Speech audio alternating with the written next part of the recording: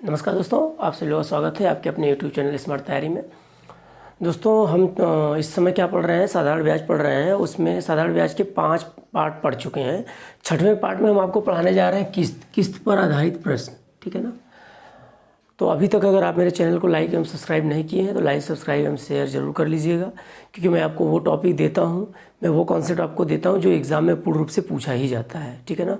तो किस्त पर आधारित प्रश्न से भी क्वेश्चन हमारे पेपर में ज़रूर पूछा जाता है, और मैं इसका एक ऐसा कॉन्सेप्ट, ज़बरदस्त कॉन्सेप्ट लेके आ रहा हूँ कि आप विधि न कहा जाए तो 5 सेकंड में भी सॉल्व कर सकते हैं अगर मेरे कॉन्सेप्ट को समझ गए तो। ठीक है ना।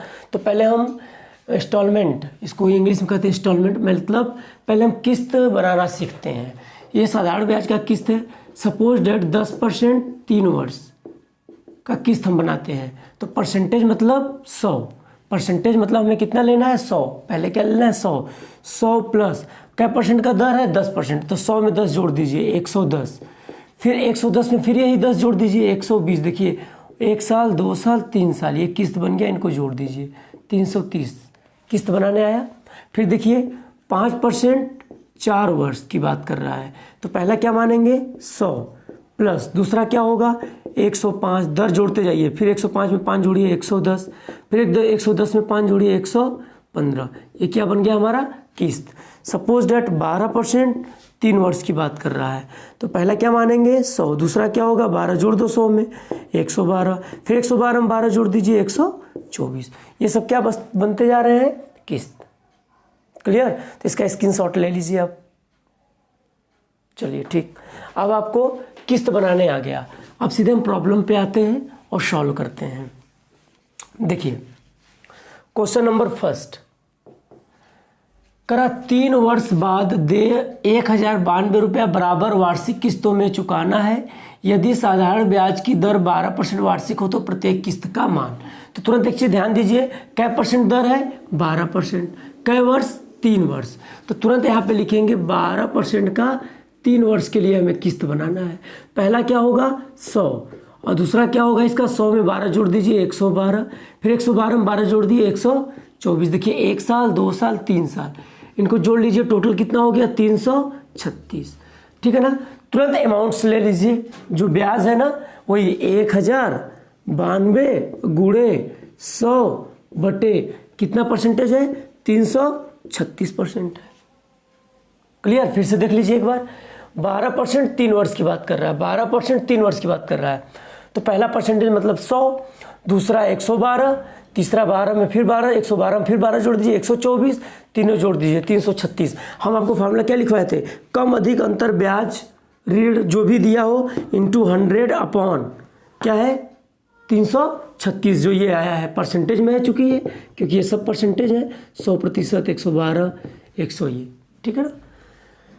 तुरंत क्या कर दें हम, इसको काट दें 4 से, 25 चौका 100, 4 8 32, 4 चौके 16, 84 तेरहियम 1092, 25 का 13 में गुणा कर दीजिए 325। ये हमारे प्रत्येक किस्त का क्या हो गया मान।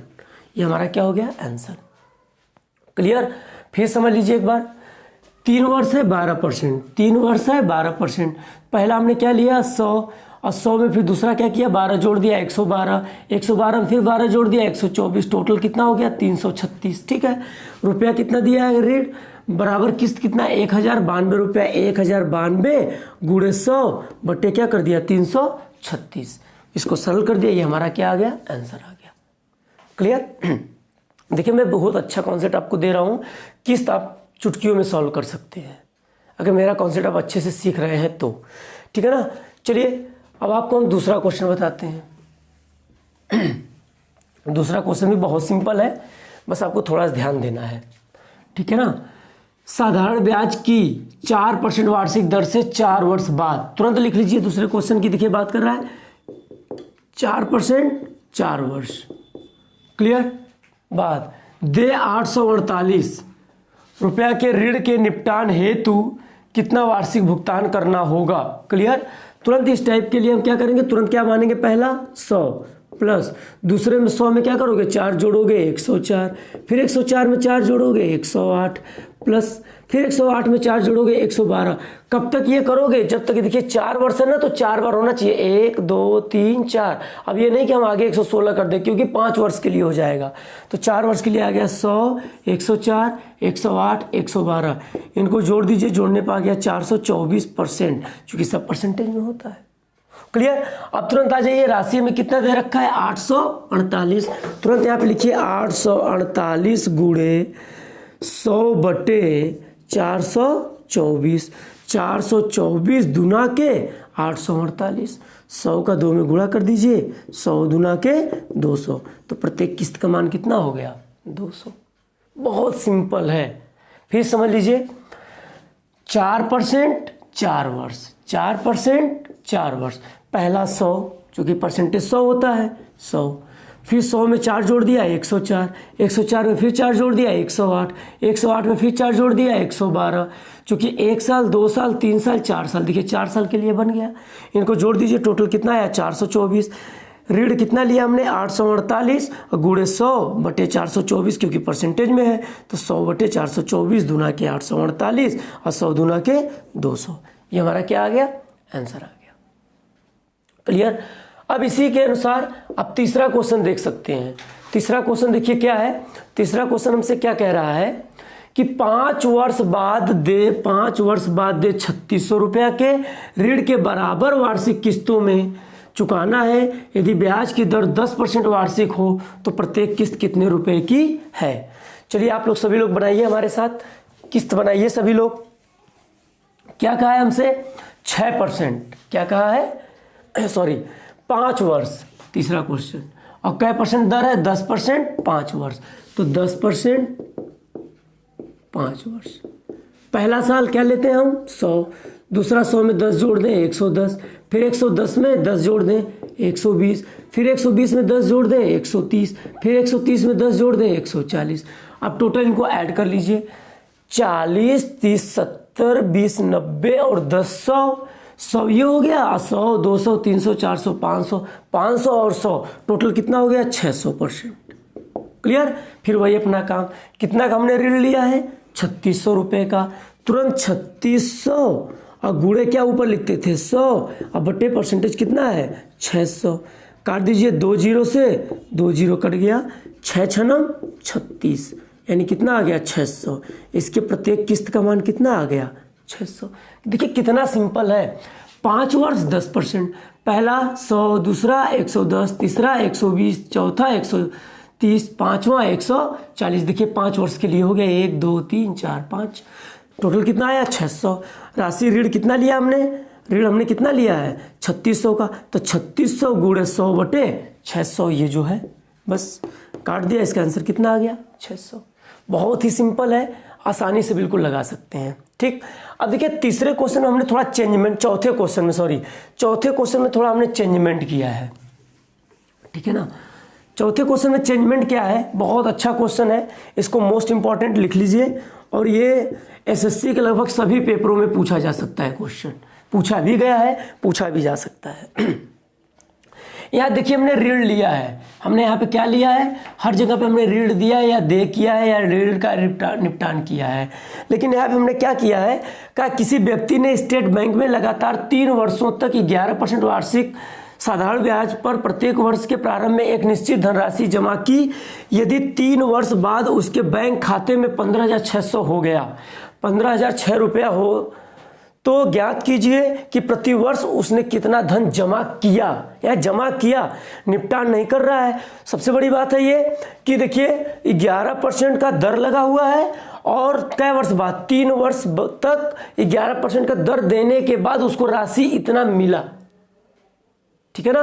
तो इस केस में क्या हुआ कि एक तरीके से क्या हो गया? मिश्र धन। कैसे मिश्र धन कैसे हुआ? आपको हमने बताया था ना कि जब हमारा टाइम लग जाए और प्रतिशत लग जाए, मतलब दर जब हम दे दें और 3 वर्ष के लिए दे दें, तो जो राशि देंगे हम या जो राशि हमें मिलेगा वो क्या होगा? हमारा मिश्र धन होगा। तो इसमें क्या करते हैं? बहुत सिंपल सी बात है, 11% बहुत इंपॉर्टेंट पॉइंट से मोस्ट इंपॉर्टेंट पॉइंट है ये। 3 वर्ष की बात कर रहा है वो।